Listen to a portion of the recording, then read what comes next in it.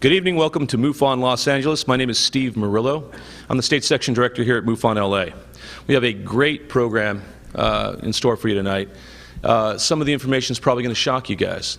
So it's going to be a little bit of a roller coaster ride. A lot of this information is going to be new to you, even for some of the more experienced ufologists. So try to keep an open mind, and keep in mind that our speaker, Linda Moulton Howe, is first a journalist, so she reports the facts. That's what her profession has been, to report the facts. But let me tell you a little bit about Linda. Linda is a graduate of Stanford University. She has a master's in communications from Stanford. She's also a 3-time Emmy Award-winning documentarist. Perhaps some of you ufologists may remember A Strange Harvest. It's a groundbreaking documentary that she produced in 1979, and it examined the mysterious, disturbing, and gruesome phenomenon of cattle mutilation. But Linda has been in ufology ever since, so that was more or less the hook. And she continued to be a researcher in the field ever since. In the mid-1990s, she was approached by a former New Mexico Representative, Andrew Kistner, and he shared with her his official and off-the-record research concerning the 1947 Roswell crash and other related alleged UFO crashes in New Mexico. He had assembled many old newspaper articles, leaked government information, unofficial, quote-unquote, military and intelligence testimonies, and he was sharing that with her. He asserted that there was an American government policy to shoot down UFOs during the period of the late 1940s to the early 1950s. And this carried on until a retaliation by alleged discs, which included the deaths of many pilots, forced a cancellation of our aggression. According to Representative Howe, the Truman administration ordered a policy of denial in the interest of national security about all UFO crash retrievals, and a policy which remains in strong force today.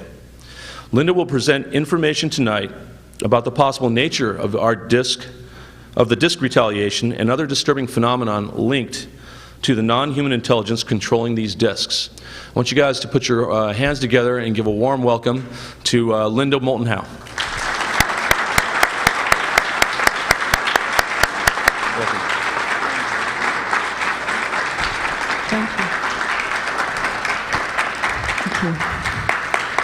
Thank you very much. Representative Kistner, not Representative Howe.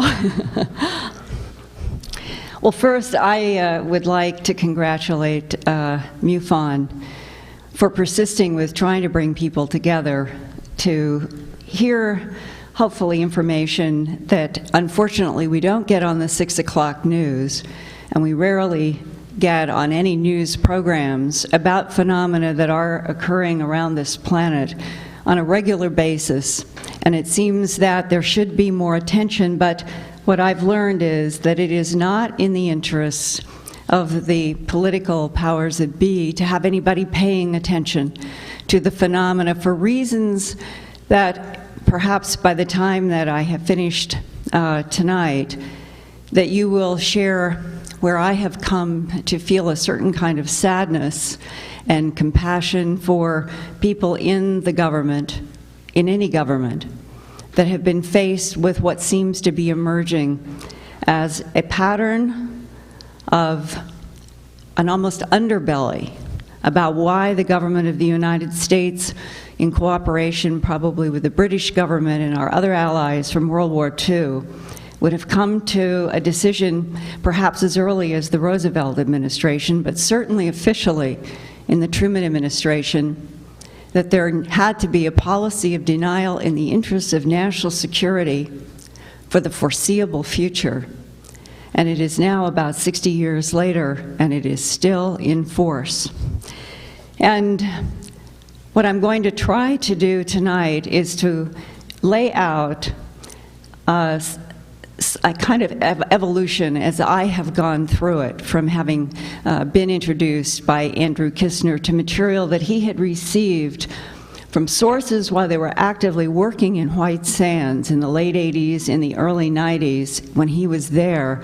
And then he became a political representative in Las Cruces and decided that what he was hearing, he needed to formalize and focus into both work as a political leader in the state of New Mexico and in a manuscript that he sent to me that I will be sharing with you, as well as what I think is one of the most important leaks of all time, and that is the Majestic 12 documents that include the Interplanetary Phenomenon Unit document and the Psalm 101, which, if Stanton Friedman were here, even Stanton now says that he thinks that the weight of authenticity is on the side of actual fact when it comes to the Psalm 101 document about the crash retrieval and how to handle the bodies and technologies of extraterrestrial biological entities as stated in that document that is dated 1954.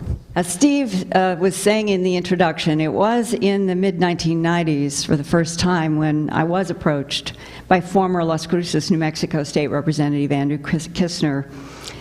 And he laid out all of this information that he was getting off the record that was coming to him not only from White Sands, but from a longtime school friend who had gone on to have a career in the Naval Research Lab and was also leaking to him information that was complementing what he was learning from the White Sand colleagues.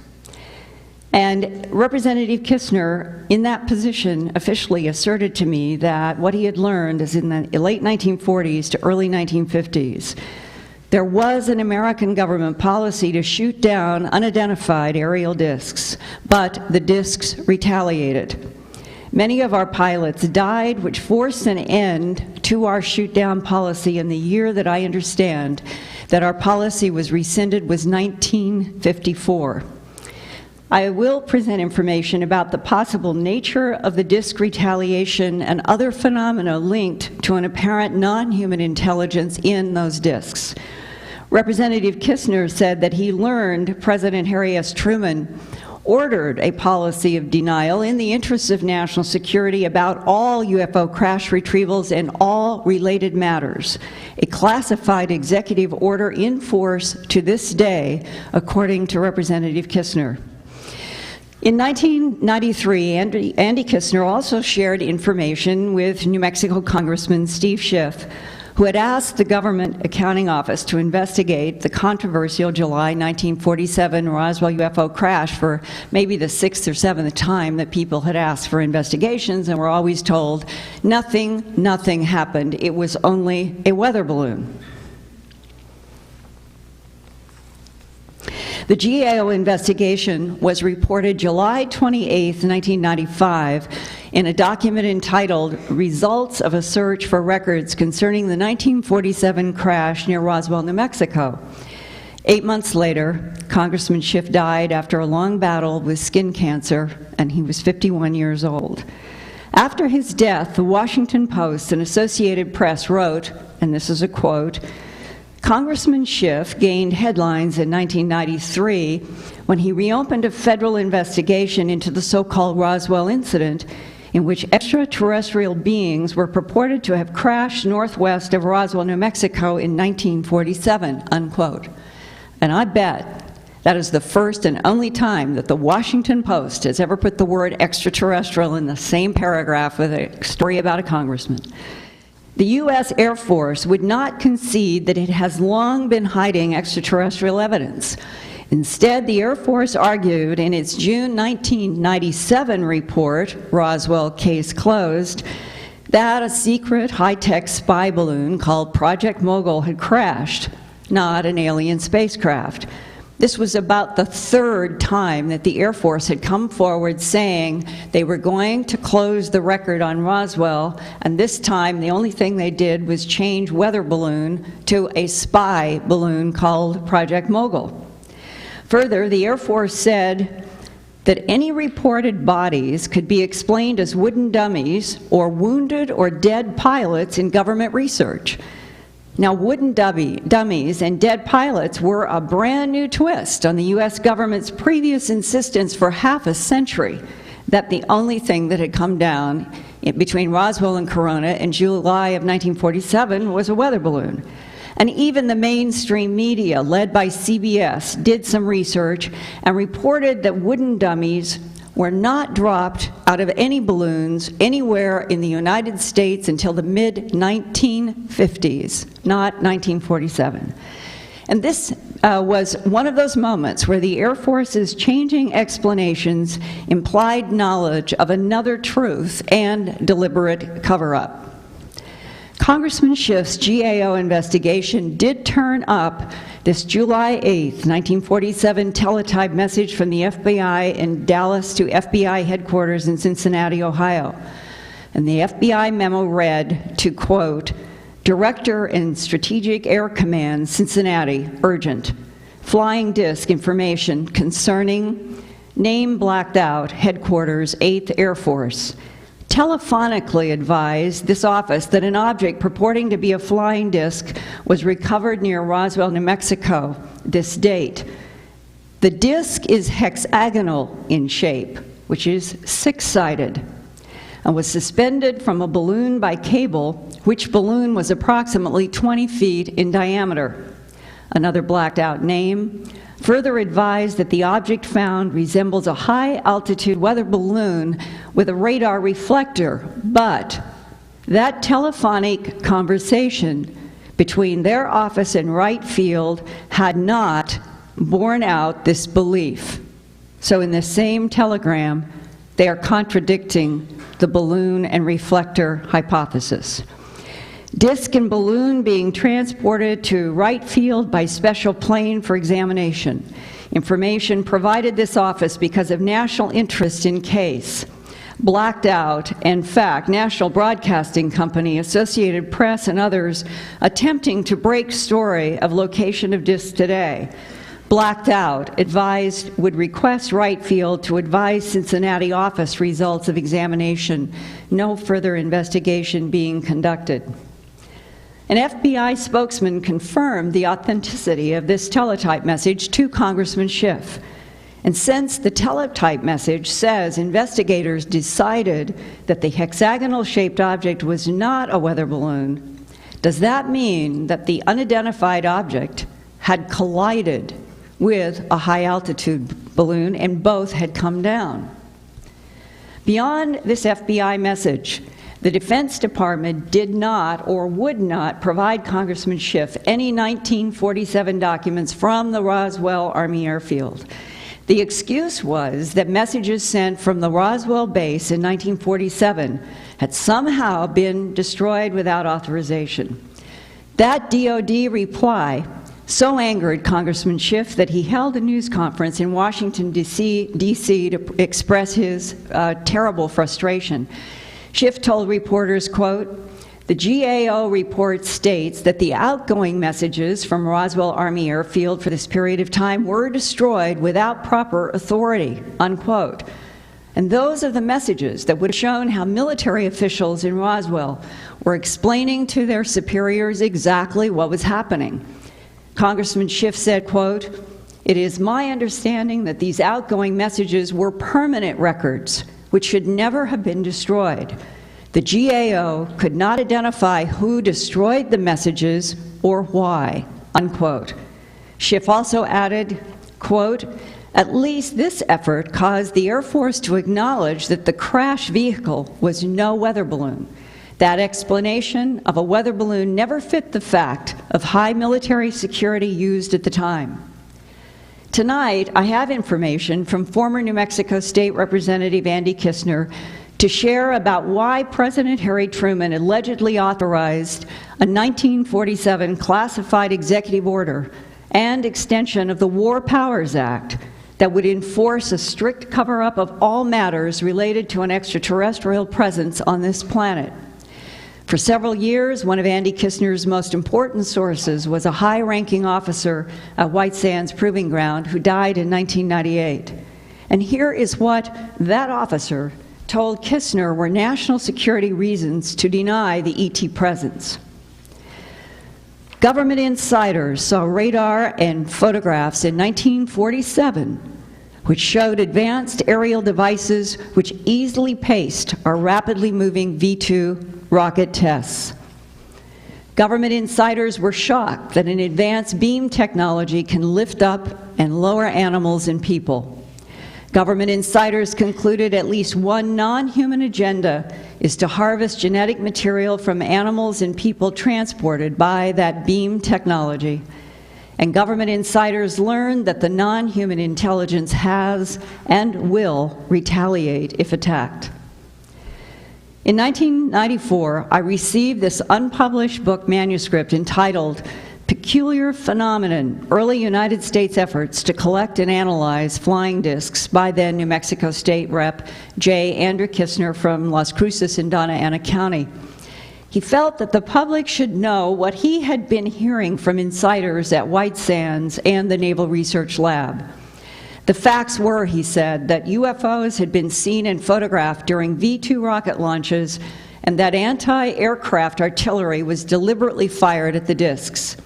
Here is an excerpt from Andy Kistner's still unpublished manuscript. Quote, "The most highly classified episode in American military history began with a series of events in May of 1947 that ultimately resulted in the crash and recovery of at least 2, probably 3, and possibly 4 extraterrestrial flying discs. This was accomplished by deliberate anti-aircraft artillery fire and/or use of surface-to-air missiles by units of the United States Army National Anti-Aircraft Artillery School at Fort Bliss, Texas, and the United States Army Air Force fighters based at Alamogordo Army Airfield at Alamogordo, New Mexico. The well-publicized Roswell Corona, New Mexico flying disc was one of these, shot down by us. The U.S. Army's actions either caused or were a response to offensive overt acts initiated by flying discs themselves. Whatever flying discs are, they are not defenseless. Their special weapons were and even now are unconventional. Flying discs were immediately defined by the United States military in 1947 as, quote, an enemy weapons system, unquote, official. To secure flying disc crash sites and to collect debris, a T-force, that's capital T-force, was assigned.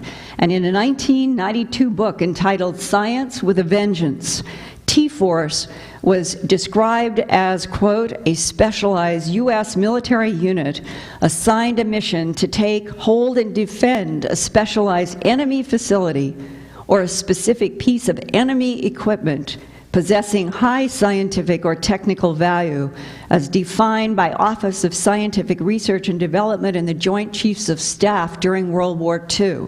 The T-force was always assigned to that which was defined as enemy.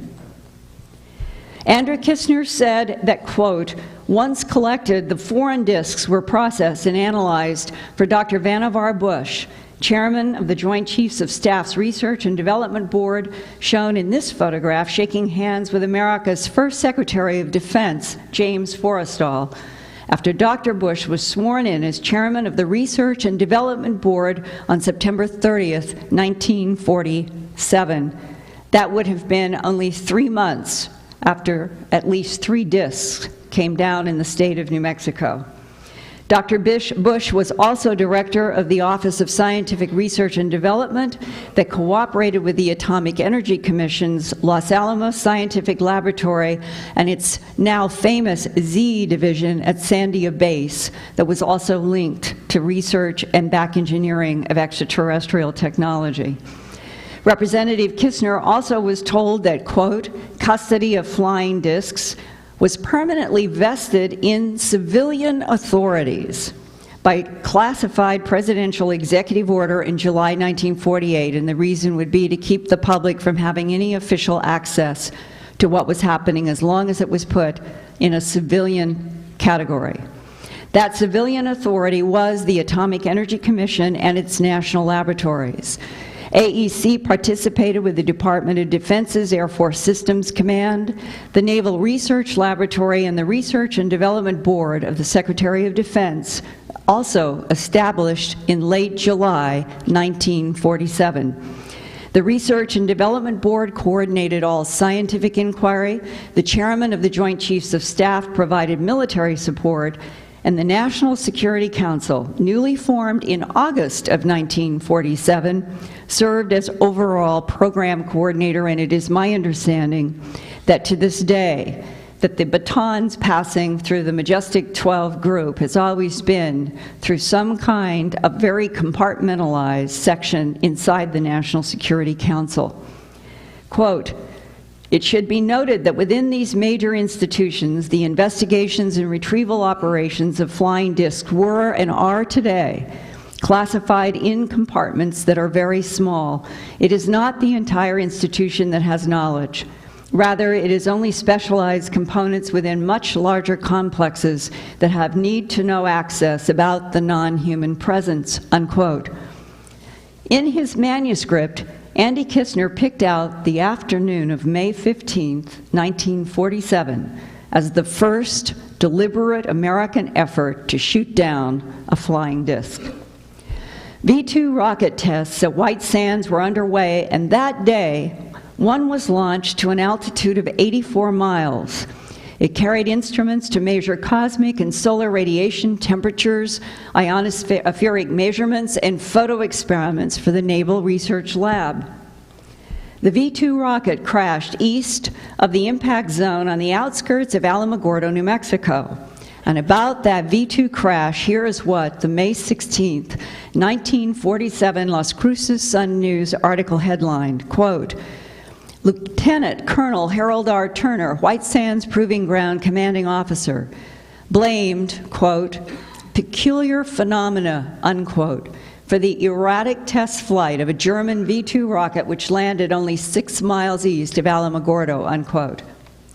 Well, what actually happened during that May 15, 1947 V-2 rocket launch? State Representative Andrew Kistner learned from his confidential sources that the facts remain classified and off-limits to public and media to this day. But Colonel Turner's reference to peculiar phenomena was his discreet way of not saying unidentified aerial discs. How was the peculiar phenomena described? Andrew Kistner says that it was a radar target that instantaneously appeared next to the rising V-2 missile, and immediately the V-2 rocket changed course. Kistner says his White Sands military sources saw a photograph of a flying disc that had been taken from a camera mounted inside of a V-2 rocket looking out a window, and that the disc is pacing right outside the window, enough so that they got several photographs of this pacing with the rocket. The peculiar phenomena caused the V-2 rocket at White Sands Proving Ground to change course, taking a northeasterly track, one that brought the rocket crashing to Earth 2 minutes later, only 6 miles east and slightly north of the populated community of Alamogordo, New Mexico. And by then, it was 40 degrees off the V-2's projected flight path on May 15, 1947.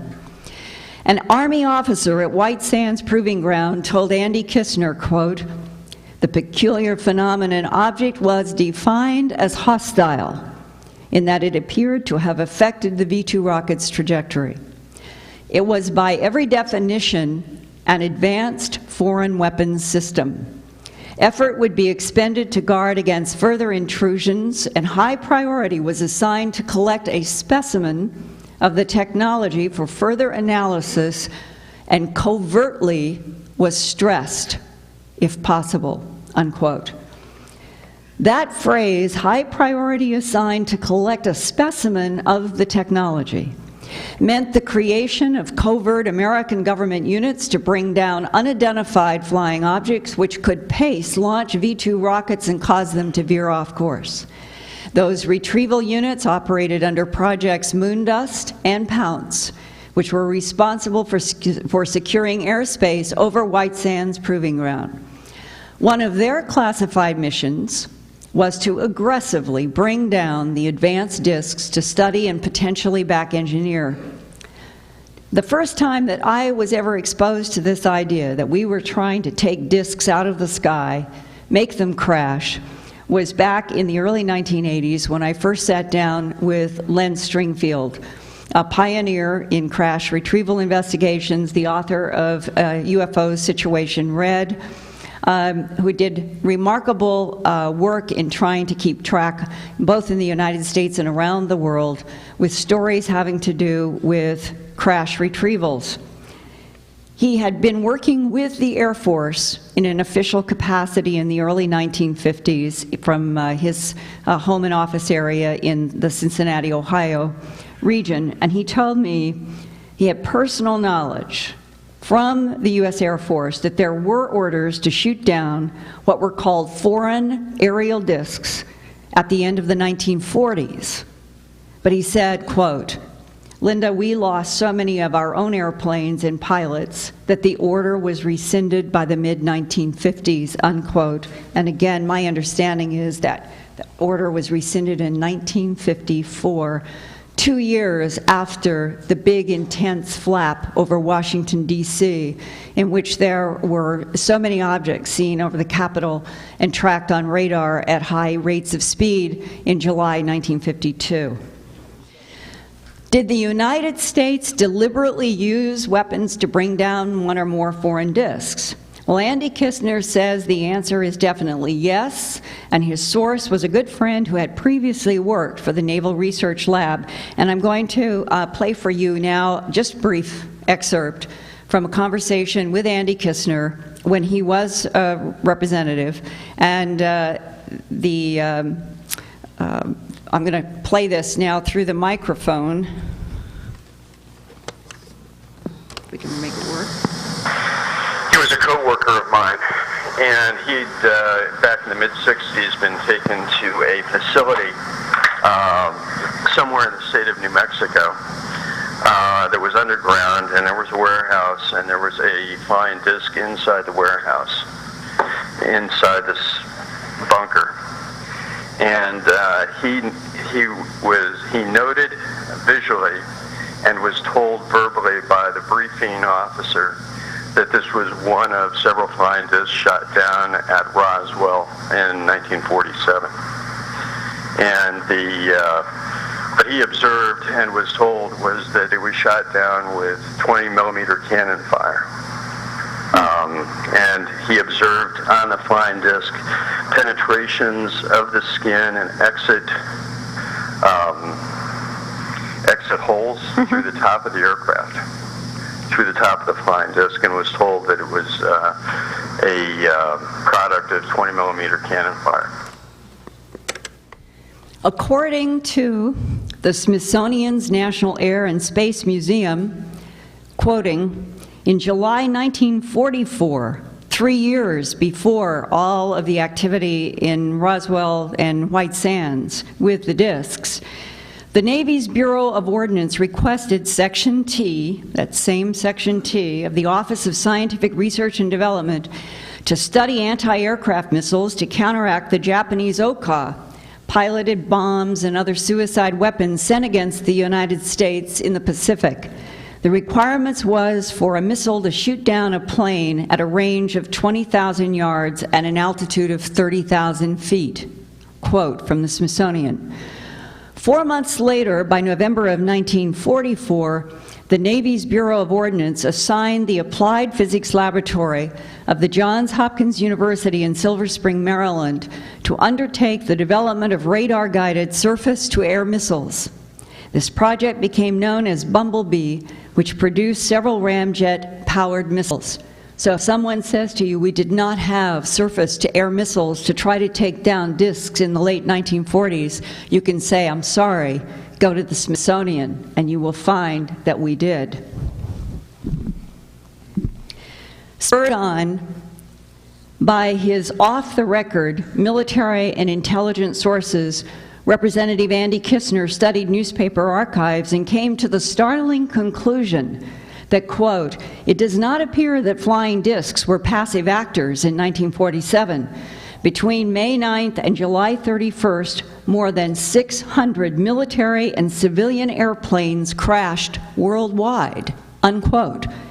That is an average of 7 airplane crashes a day for 84 days. The peak of plane crashes seemed to come after this famous May 29th, 1947 Juarez, Mexico explosion, which was reported as another V-2 rocket, this time veering 180 degrees off course. That means the rocket went like this and then like that. It went 180 degrees off course. And this was only 2 weeks after the Alamogordo V-2 crash, in which Colonel Turner described the peculiar phenomena. The truth was about this V-2 going off course, according to Kistner, that the May 29, 1947 event was an American military test of a surface-to-air missile strike against an unidentified radar object. Again, it was White Sands commanding officer, Lieutenant Colonel Harold R. Turner, who was there trying to do a secret V-2 launch that day on May 29th, but problems kept delaying liftoff. And finally, at about 7:15 in the evening, Mountain Standard Time, on May 29th, it is believed, and this is now quoting from Andrew Kistner's manuscript, that at least one Wasserfall surface-to-air missile, complete with a 674-pound high-explosive warhead, was fired at one or more radar targets hovering to the southwest of White Sands Launch Row. 5 minutes later, at an altitude above 60,000 feet, the proximity fuse on the warhead detonated 10 miles north and slightly west of Mount Franklin. The explosion was witnessed by Major General John L. Homer, commander of Fort Bliss, and the El Paso Times reported the next day on May 30th, 1947, that the first explosion occurred more than 10 minutes before a second explosion at least 25 miles further south.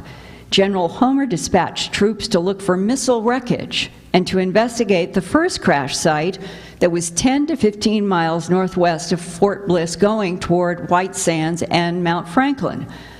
The surface-to-air missile's mysterious target, possibly crippled by the explosion, continued to fly in airspace north of Fort Bliss, eventually impacting within 1 mile of the new and populated Buena Vista Airport, only 6 miles south of downtown Juarez, Chihuahua, Mexico.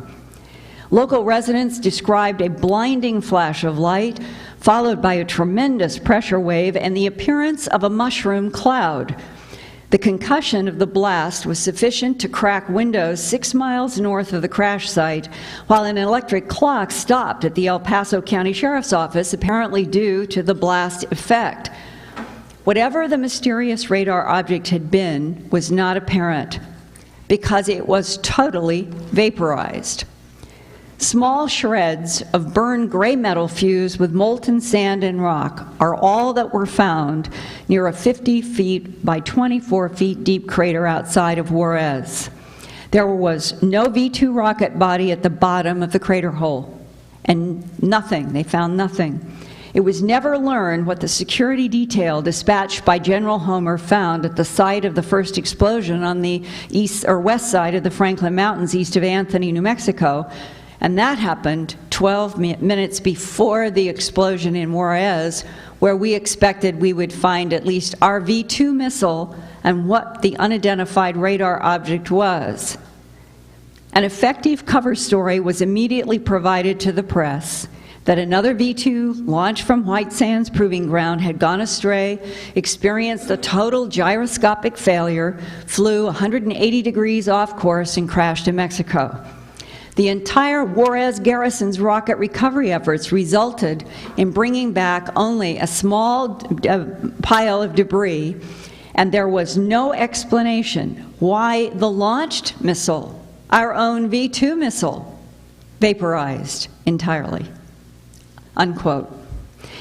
That missile, according to Representative Kistner, was actually a secret surface-to-air rocket attack on one or more of the unidentified radar targets.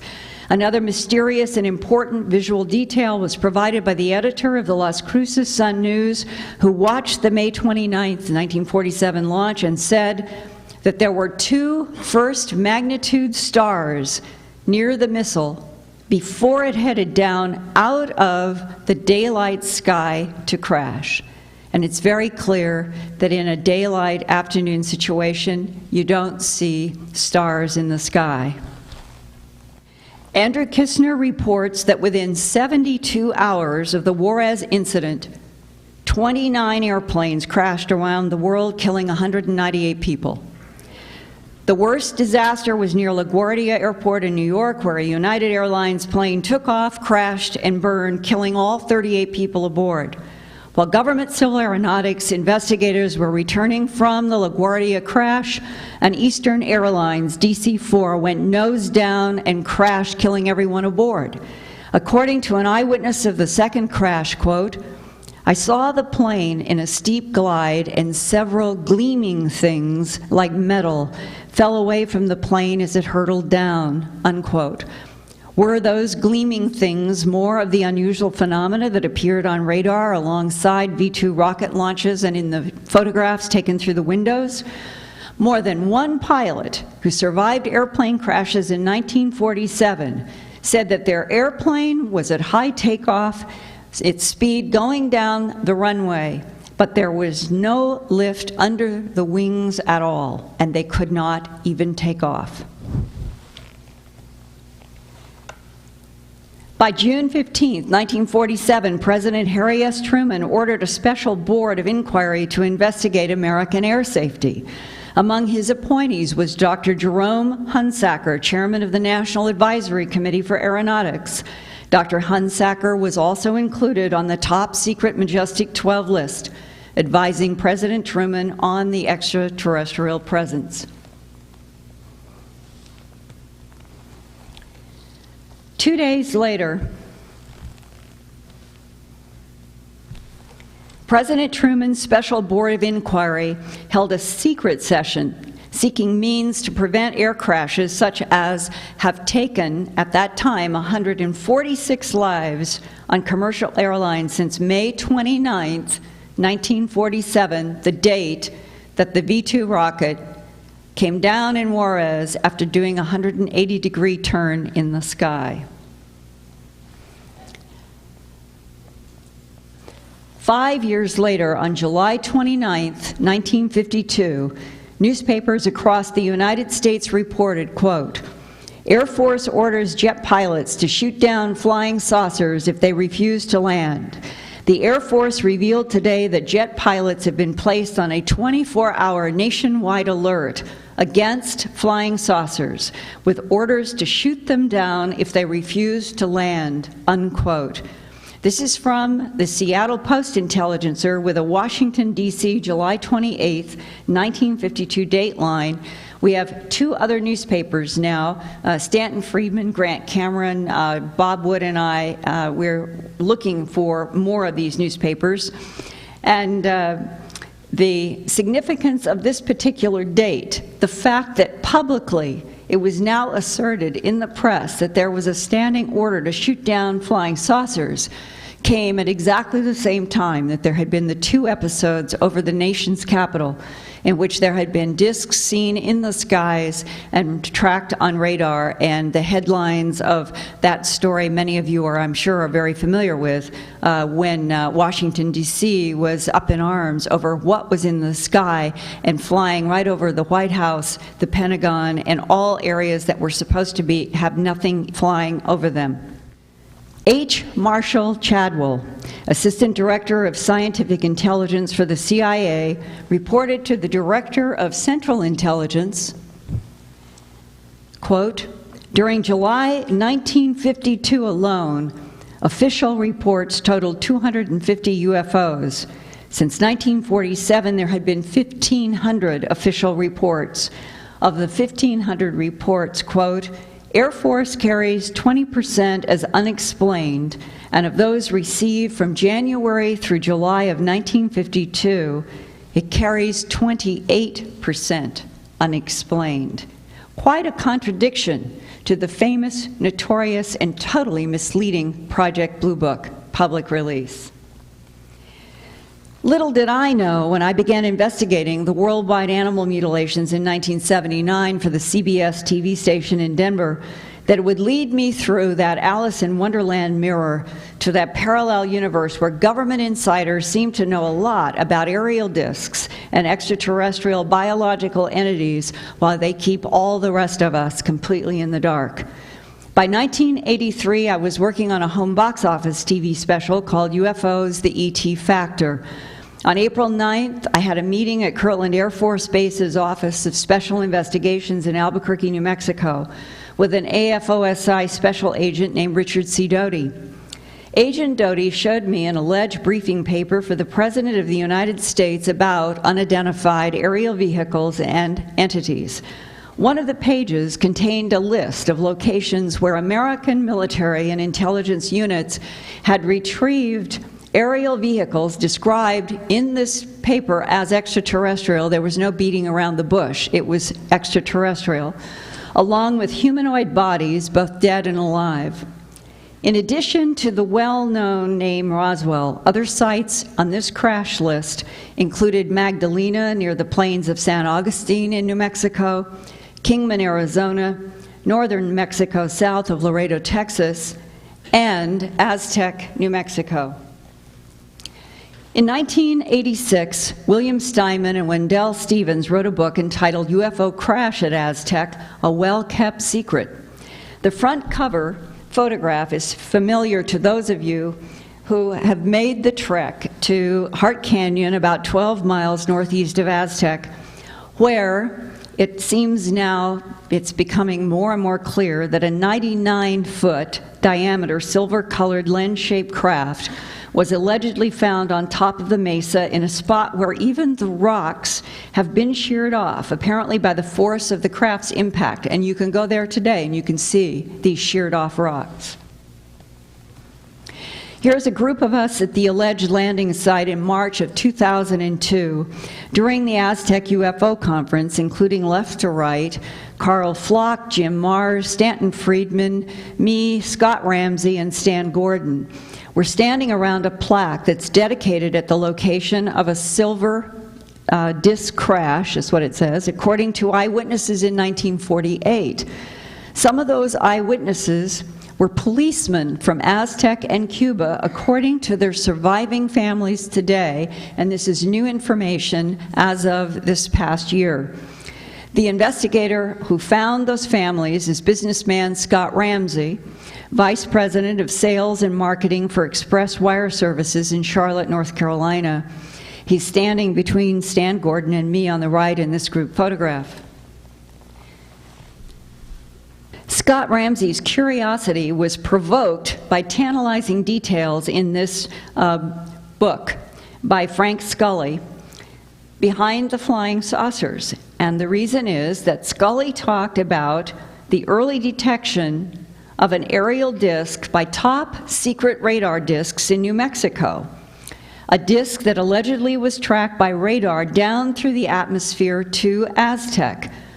At the same time, Representative Kistner was doing an official New Mexico historical research project trying to find pre-Cold War artifacts, which in his mind might be secret World War II bases. And Kistner wanted to include these bases on the official New Mexico historical landmark list. So Andy Kistner's and Scott Ramsey's research efforts came together to find out whether the top secret radar bases that are mentioned in Scully's book had existed in New Mexico as Scully described. And another question that the two men wanted to answer, did an aerial disc crash near Aztec? And to help get more military facts, Andrew Kistner, in his official state legislator position, arranged an introduction for Scott Ramsey at Maxwell Air Force Base in Montgomery, Alabama, to start looking for anything that had to do with the Cold War in New Mexico and might also relate to the U.S. government's top secret efforts to track discs in the skies. And eventually, Scott and Andy confirmed that 3 powerful radar sites had been built in a triangular configuration to protect the super-secret Los Alamos Laboratory and the Atomic Energy Commission's Sandia Base in Albuquerque. And we're talking now about El Vado to the north of Los Alamos, Moriarty to the south of Los Alamos and directly east of Sandia Base. Los Alamos and Sandia were working tightly together on the development of the atomic bomb under the Manhattan Project. And to the west in Continental Divide, this is the other radar station, creating this triangle. These other positions, it's interesting, this is a map that I have been using since 1979 when I did A Strange Harvest. And this map book is just about falling apart, but it's one of the most valuable things I have, because on each page, some states, the overlays of animal mutilations, discs, crashes, crop circles, and other phenomena, they pile up. And one of the states that has some of the most is the state of New Mexico.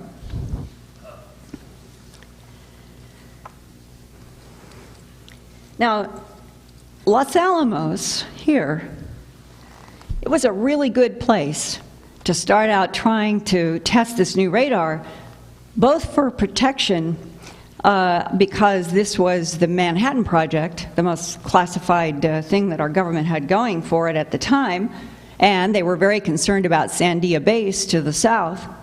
And what was important is that that whole area in Los Alamos was restricted airspace. Absolutely nothing was supposed to fly over there.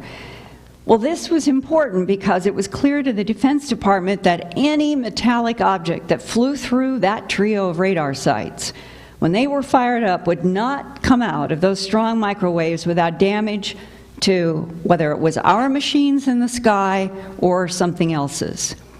And the 3 classified radar sites, they finally officially became operational in 1948. But no one in the public and the media knew anything about them at all until the February 2000, now we're in the 21st century, February 2000 New Mexico legislature was in session. El Vado is the only secret radar base left in New Mexico with buildings standing. And Andy Kistner, as representative, was able to have that once secret radar, experimental microwave radar station classified in the New Mexico State Historical Register. And the importance of that El Vado radar also is underscored by the fact that it was personally and specifically requested by President Harry Truman himself.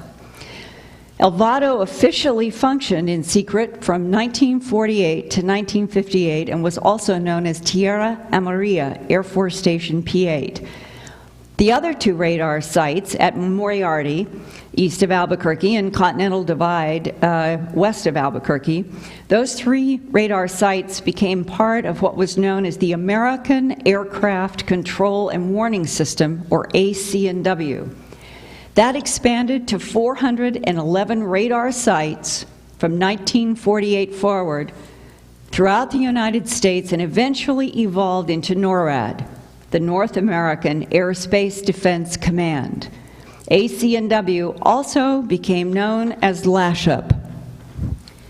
This is an historic map of the LASHUP program and its aircraft control and warning radar stations provided to Representative Andrew Kistner by the Air Force Historical Research Agency at Maxwell Air Force Base in Montgomery, Alabama.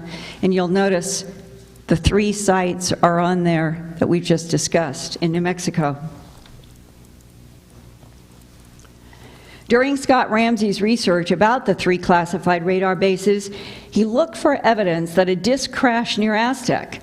And eventually he was led to families of 2 Aztec and Cuba, New Mexico police officers who told their families before they died that they had seen a silver disc in Hart Canyon, and the year they gave was 1948.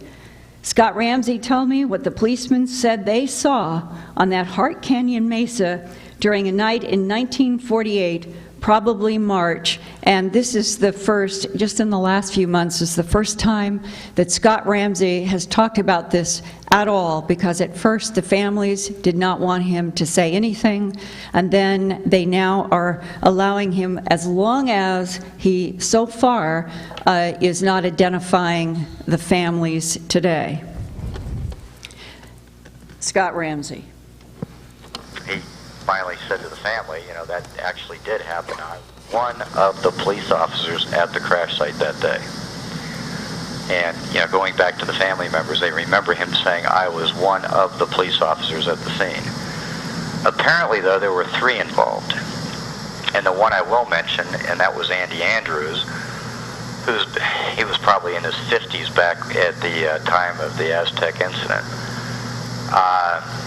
We don't really pinpoint him at the crash site, although he may have been with the Cuba police officer going up Highway 44 the night of the alleged crash. And what exactly did they describe that they saw? Large saucer-shaped object, no visible markings, no seams, rivets, weld marks, perfectly smooth, more pewter in color. Going back to Ken Farley and Doug Nolan and the 2 police officers, and going back and retrieving the testimony from the families, they kept using the word, looked like it had been molded. Absolutely perfectly, no seams. Very smooth, pewter in color, sort of a dull gray color. 2 lenses put together with a 15 to 18 foot bubble basically in the middle. Now, what about entities? Doug Nolan did say he saw at least 2. Again, give you a little bit of background on Doug Nolan. He was a 19-year-old employee of the El Paso Oil Company back at this time frame. That's why we are pinpointing it to 1948 based on his 19-year-old age. He was getting ready for work. They start very early out in the oil fields, as you well know. His boss, Bill Ferguson, who's also deceased, when Doug picked him up, said, we've got to get out to Hart Canyon immediately. There's a bad brush fire, and it's near one of the drip tanks that the company owned. And they went out. Bill Ferguson being the lead man at the time, the senior man, and there laid the disc out on the end of the mesa. And were there entities there? Doug and Bill Ferguson climbed up on the craft and looked in the window, and Doug said he could see 2 humanoid beings slumped over.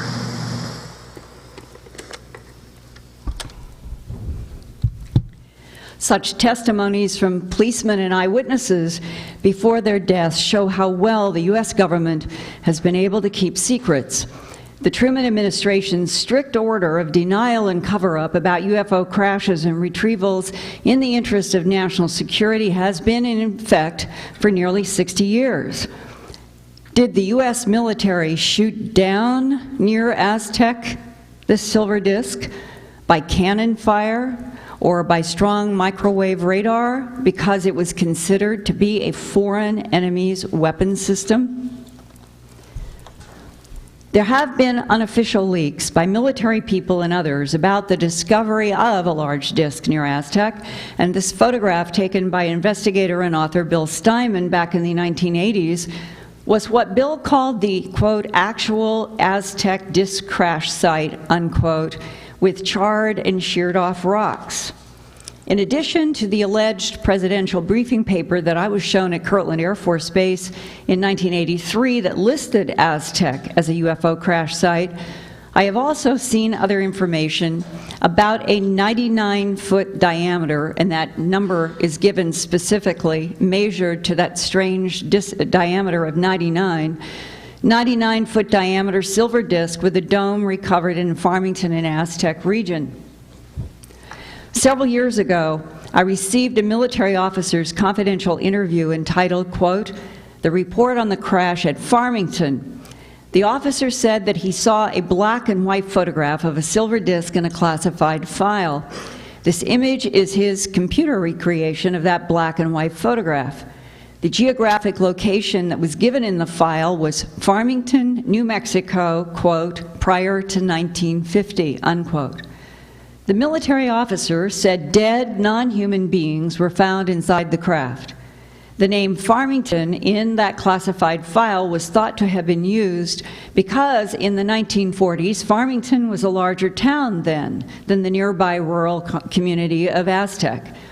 The military officer said that he had a special security clearance that enabled him to access a restricted military base library prior to 1970, but asked that neither his name, the location, nor the military base, nor the library be given out for his protection. He did say that in addition to this black and white photograph in the file, that there was a book by Major Donald Kehoe. And I think that some of us interested in the history of this phenomena might do well to go back and read Kehoe's work and some of the others around that early 1950s period. The military officer said, quote, "There was a perfectly intact circular-shaped craft, and it was lying somewhat tilted to one side on the ground in the desert. The material of the craft was metallic and resembled brushed aluminum.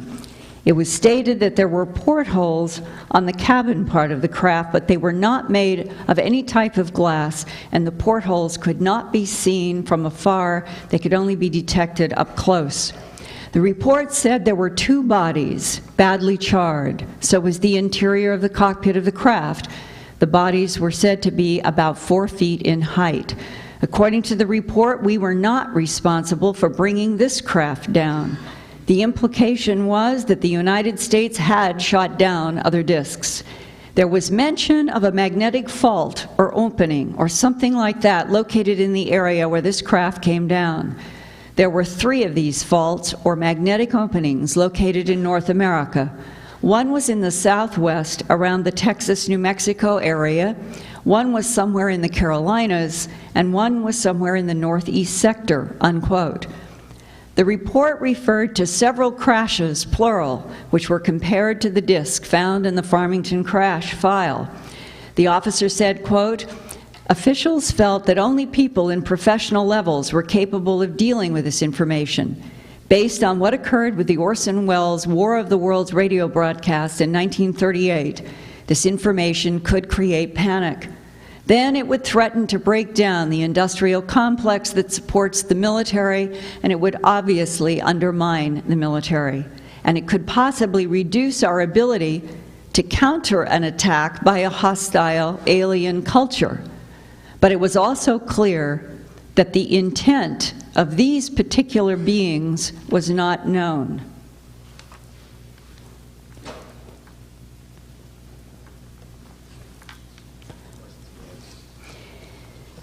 Intent. What is the reason that any non-humans would be here? On May 15, 1947, when the unidentified object on radar appeared next to the launch V-2 rocket that immediately went off course, perhaps no one in the United States government knew that around them another peculiar phenomenon was taking place that might be directly linked to the intelligence inside the discs. That phenomenon is the worldwide animal mutilation mystery. For 26 years now, as an investigative TV producer and reporter, I have tried to find facts about this question: what does the United States government actually know about entities and technologies from UFO crash retrievals which have provoked an American policy of misinformation and denial in the interests of national security since at least 1947, if not before? At the same time, the American government and corporations have back-engineered the very same alien technology that they have denied and ridiculed as weather balloons and swamp gas. Back in 1983, while I was working on that documentary project for HBO entitled UFOs, the ET Factor, I was in New Mexico, in Corona, and I met an elderly rancher who had lived there back in 1947. He said that he had known Mac Brazel, the rancher who found the strange debris on the land, and went to the Roswell sheriff to report his discovery on July 4th, 1947. And that man standing with me at one of those lodgepole pine fences put his foot up in there and he said, "Linda, I heard that there was a horrible secret about that crash." Perhaps the answer to the horrible secret is why there has been an official American policy ever since to deny ET existence at all costs. That policy could have begun with the fear and shock that President Truman and his close associates felt when they allegedly learned that dissected humanoids and animal parts were found inside and near at least 2 of the UFOs that crashed in New Mexico in 1947. That startling revelation is stated in documents collected by Bob and Ryan Wood in their research of the top-secret Majestic 12 Special Studies Group that was appointed by President Truman in 1947 to study and try to understand the extraterrestrial presence. And I'm going to focus on those documents in just a minute, but the animal parts take me back to when I began my step through the Alice in Wonderland mirror, simply trying to understand what was happening to all the animals, not just around me in Colorado, but all over the United States, Canada, and the world. I've been a TV producer, reporter, and writer covering a lot of science, like this film I did on astronaut training in Colorado, since I graduated from Stanford University with a master's degree in communication. I produced documentaries at the Stanford Medical Center and the Stanford Linear Accelerator, and then I was hired by the NBC television affiliate in Los Angeles, KNBC, to do news reporting and documentaries. I worked later for Boston's ABC affiliate to produce medical and science programs, and then I was hired to be director of special projects at the CBS television station in Denver, Colorado. There I received a National Emmy nomination, several regional Emmys, and many other journalism awards for my documentary films and live television programs and news that were always focused on science, medicine, and the environment. And I say this only to stress that I was then and I am now a credible mainstream TV producer and journalist when I took on the animal mutilation investigation, and that if the work that I have been trying to do just on animal mutilations would fall into the category of being a mainstream journalist, when I see what ABC Network did in the name of so-called formal network journalism, and I'm talking about the Peter Jennings special about 6 weeks ago, it was atrocious. It was not journalism. It was build a straw horse and knock it down on national television for 2 hours. And it is absolutely enraging that the network can dress itself up as doing investigative journalism and turn in a biased manipulation piece like that. I would like to see, yeah.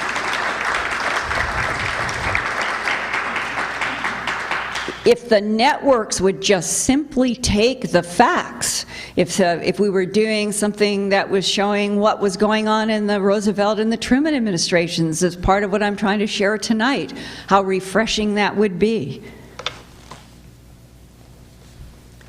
During that year of 1979, hundreds of cattle, horses, and other animals were reported dead with bloodless excisions of the same body parts all over the world.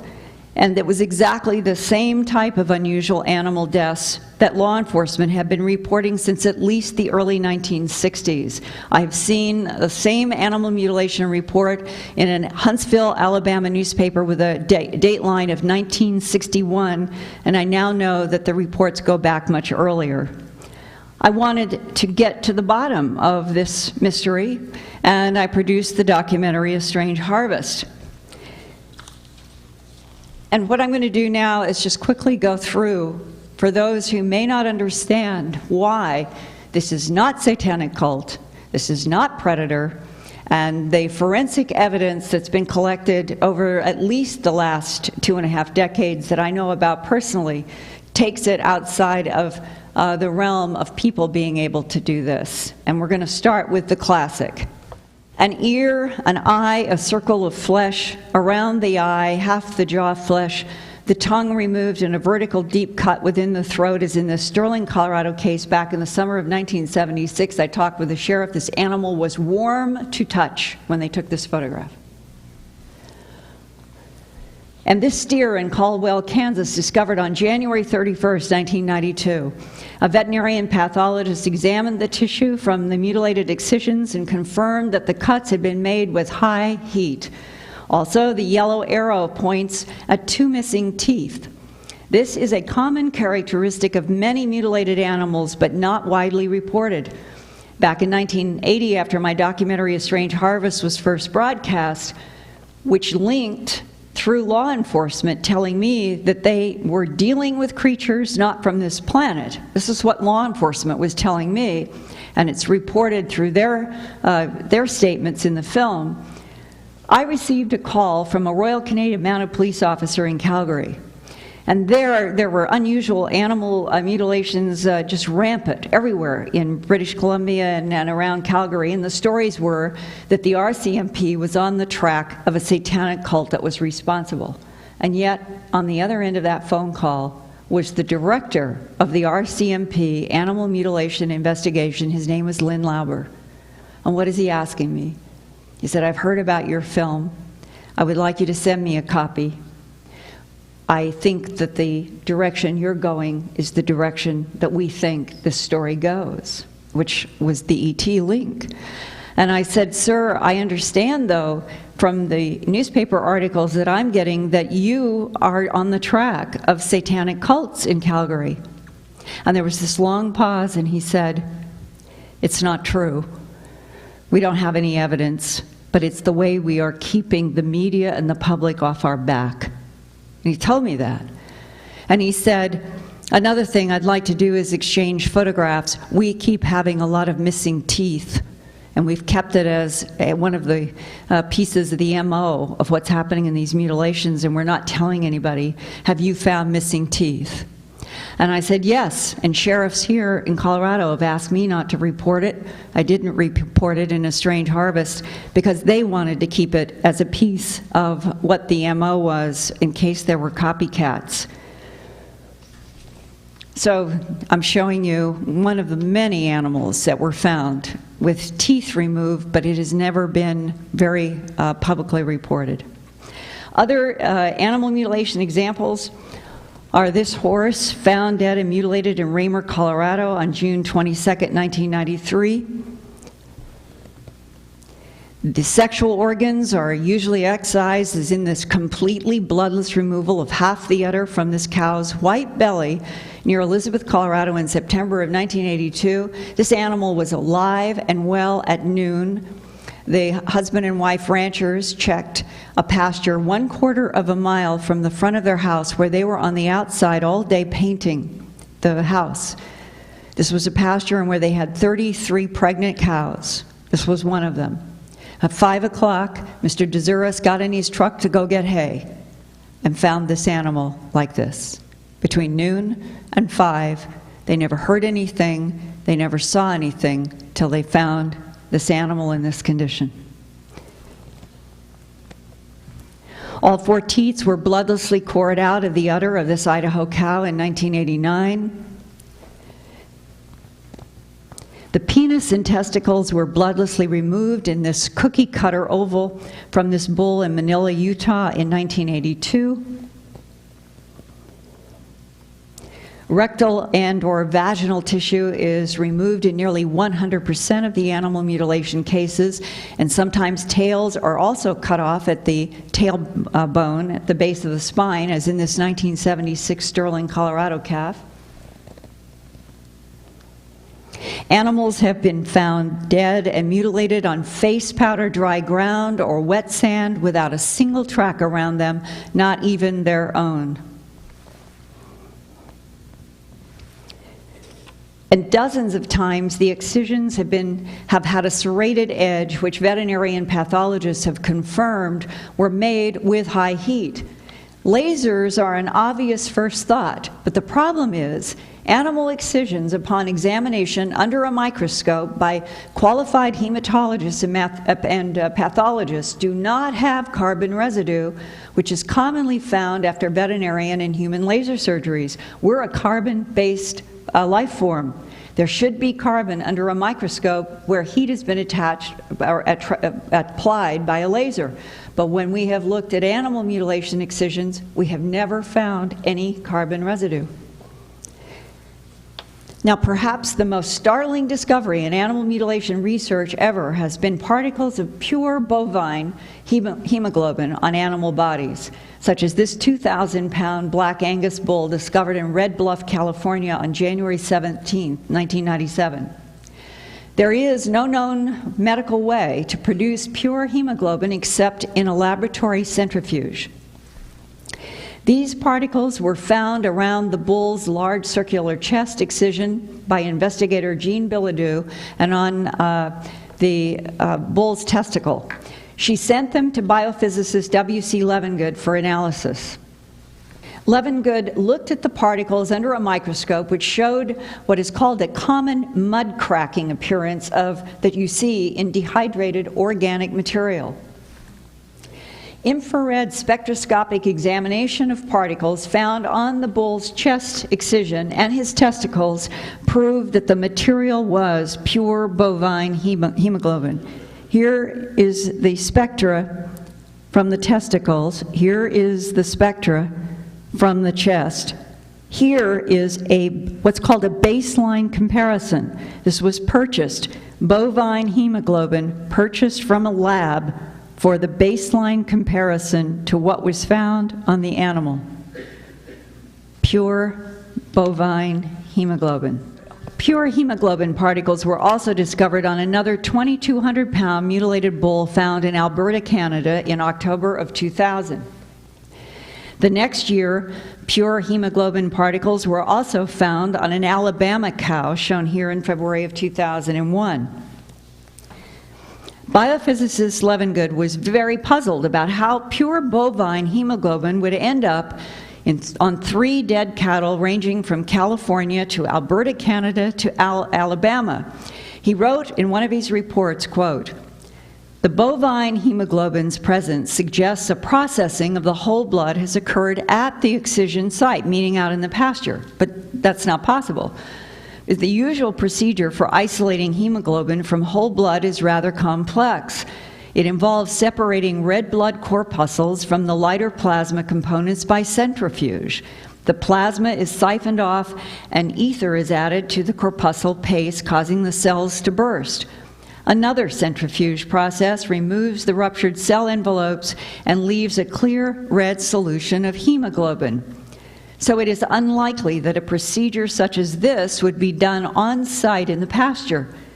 Thus, it is unknown how or why hemoglobin particles would be a residue on mutilated cows, unquote. Mysterious aerial lights have long been seen and photographed over pastures where animal mutilations have occurred. On the left, in black and white, are time exposure photos taken by reporter Bill Jackson in Sterling, Colorado in 1976. And on the right, in color, are more light photographs in time exposure by Jim Williamson, then editor of the Little River News in Ashdown, Arkansas. The many reports of unidentified silent lights over pastures is why law enforcement looked to the sky for answers right from the beginning. Newspapers started illustrating what ranchers said that they had seen, like this drawing in the November 2nd, 1980 Greeley Tribune in Greeley, Colorado. Many people have seen beams. I have 12 cases in which people say that they have seen a beam come down into a pasture, and they've either seen animals rise in the beam, they've seen animals come down in the beam, or they have seen animals brought up in a beam and then dropped from the sky to the ground, making craters and often breaking the bones in the bodies.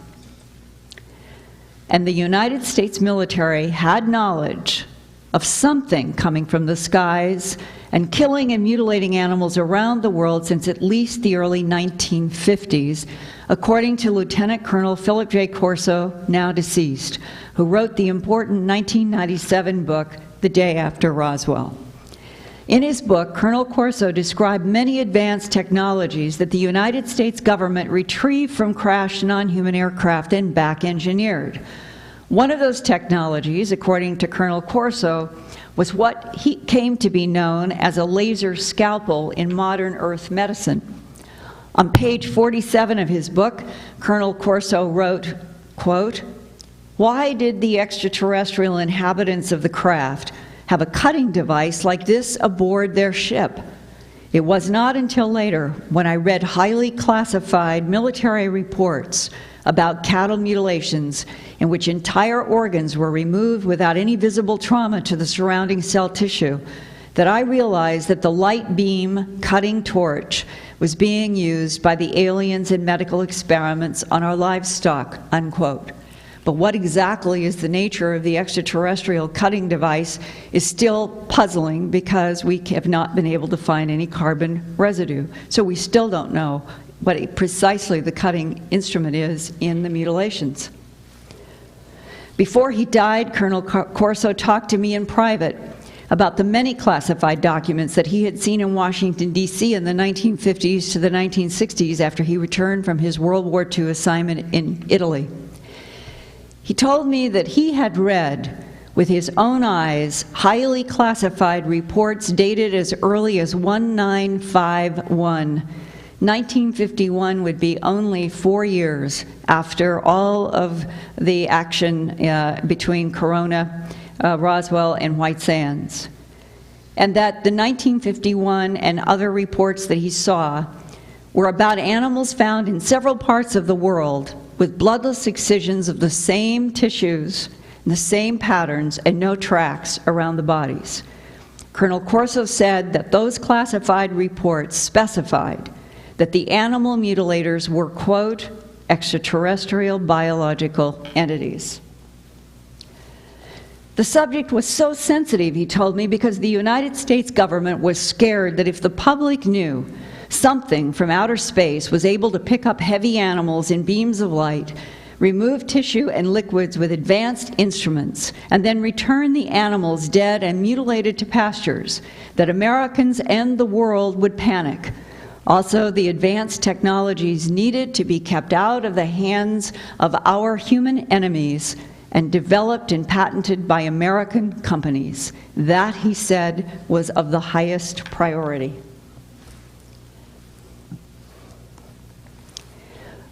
Going back to the Corona rancher telling me there was a horrible secret at the Corona, New Mexico UFO crash, I think that the horrible secret was animal parts found inside one crash disk and dissected bodies found outside another crash disk.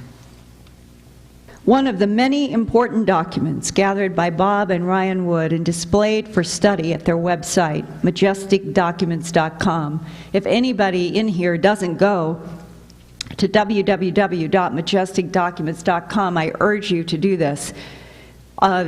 So the documents that I'm going to excerpt tonight and so many more are at this important website for the public to see what are allegedly real government documents about this incredibly complex phenomena. And so few people seem to realize that. So I urge you all, go to majesticdocuments.com.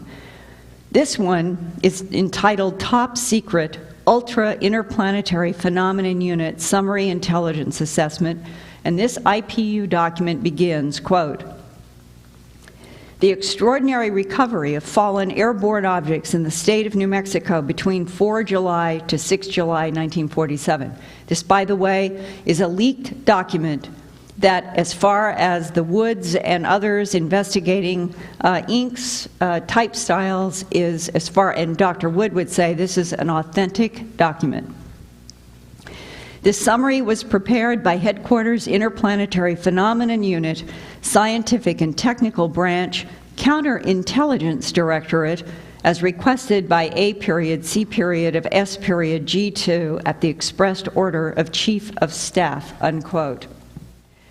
The IPU intelligence assessment was reclassified on September 4th, 1960, as, quote, affecting the national security, and has been upgraded as above top secret with a need-to-know basis.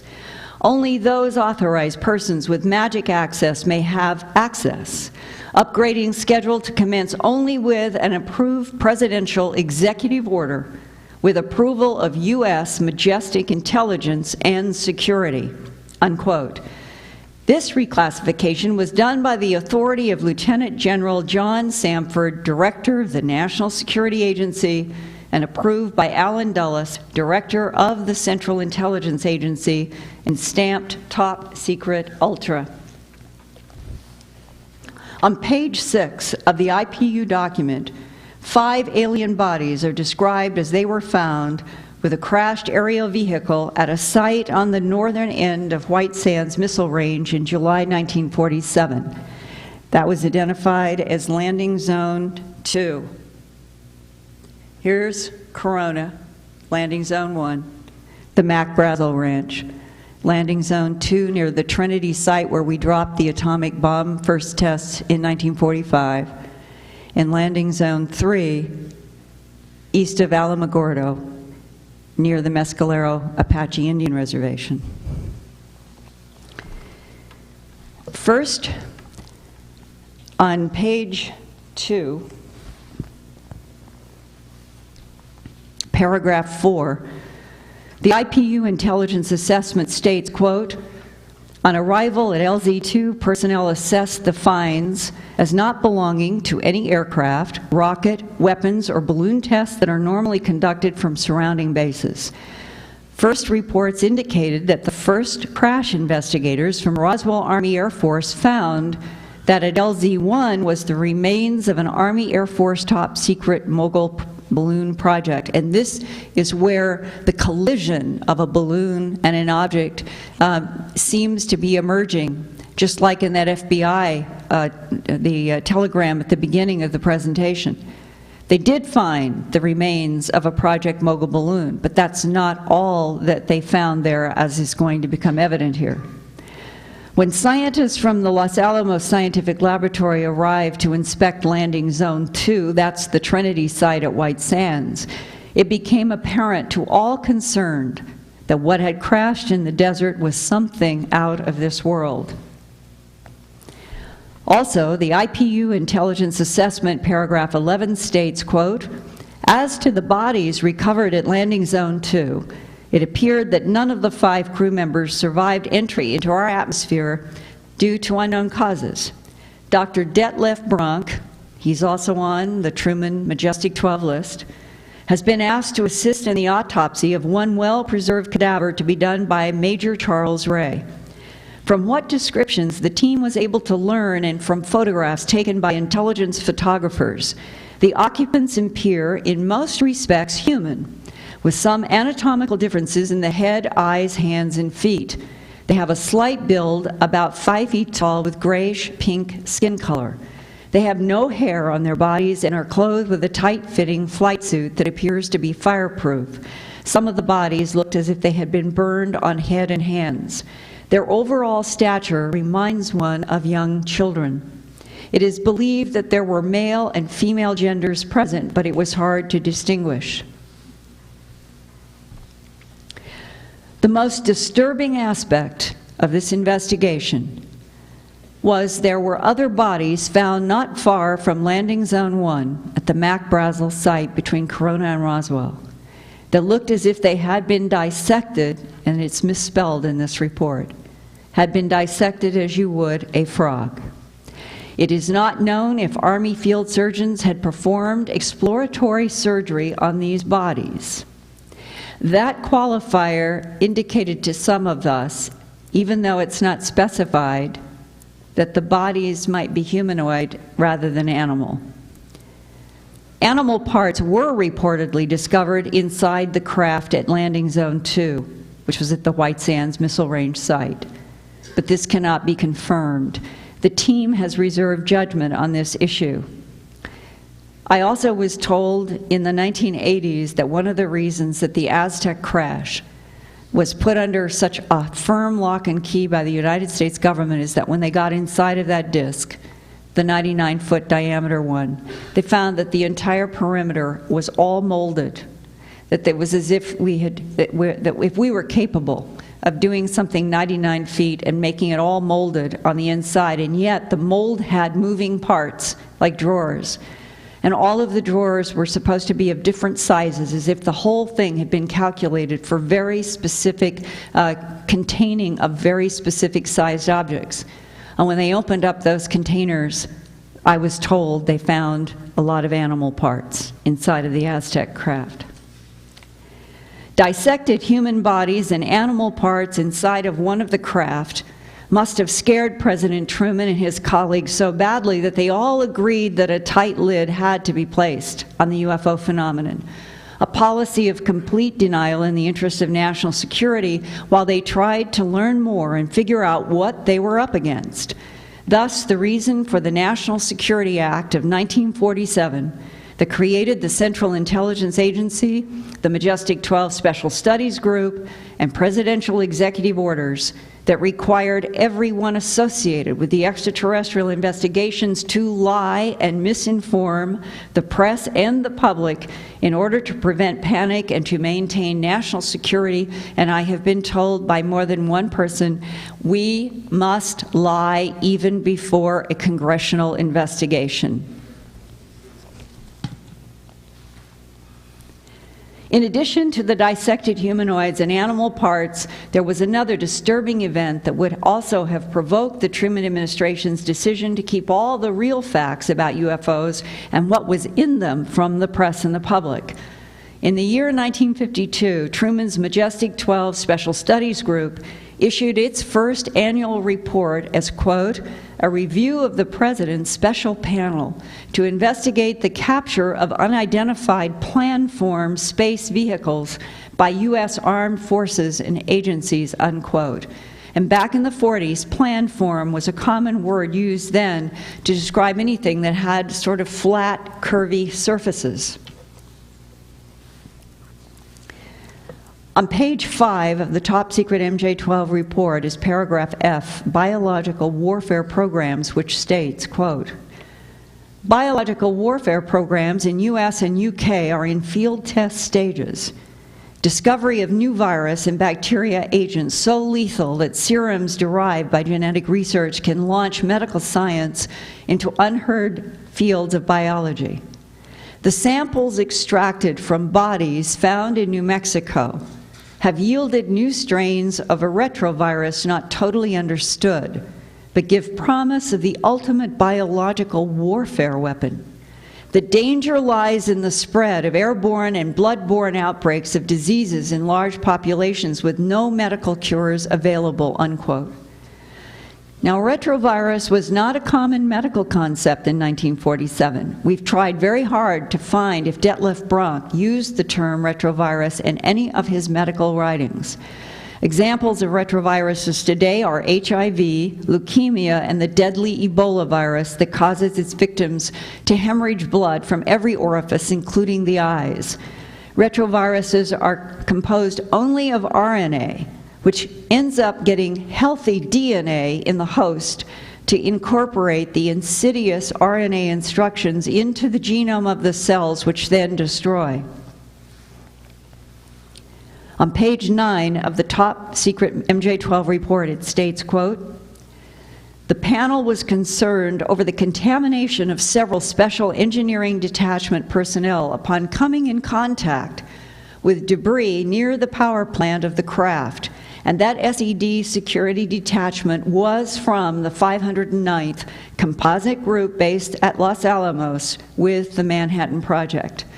One SED technician was overcome and collapsed when he attempted the removal of a body. Another medical technician went into a coma only 4 hours after placing a body in a rubber body bag. All 4 were rushed to Los Alamos for observation. All 4 later died of seizures and profuse bleeding. All 4 were wearing protective suits when they came in contact with body fluids from the occupants, raising the question, how was the contamination accomplished if they were in fact in protective suits? Autopsies on the 4 dead SED technicians are not conclusive.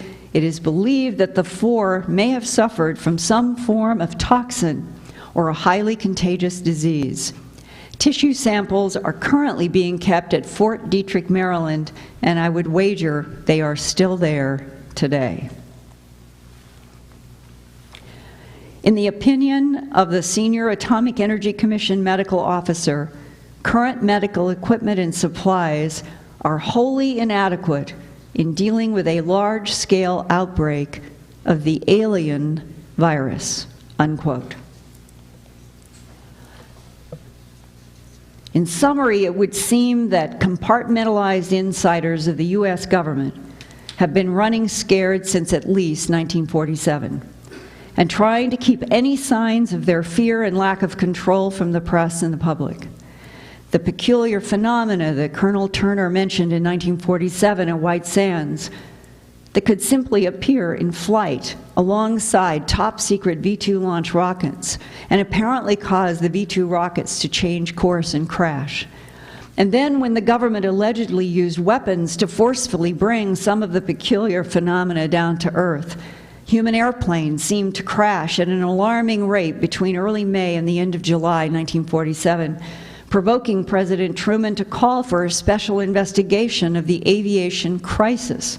Former New Mexico State Representative Andy Kistner said that he thinks many of those airplane crashes were retaliation for U.S. aggression against the foreign discs. Perhaps the peculiar phenomena was here, or still is here, only to monitor Earth for whatever incomprehensible reason, and has never intended harm until threatened by human military aggression. But then, there were the bodies dissected as one would a frog, including animal parts referenced in the government's own highly classified interplanetary unit and Majestic 12 reports, plus the hemorrhaging deaths of security men who handled the crash site humanoids. The animal mutilations are famous for being bloodless, without tracks associated with mysterious lights and beams, and they continue worldwide to date. And what about all of those human abduction complaints since the 1960s, also associated with mysterious lights and beams? Colonel Turner's peculiar phenomena have continued into the 21st century, but someone seems to have stopped disks crashing. Did the peculiar phenomena change, or did our military strategy? Because payback was too painful then, as it is now. Thank you.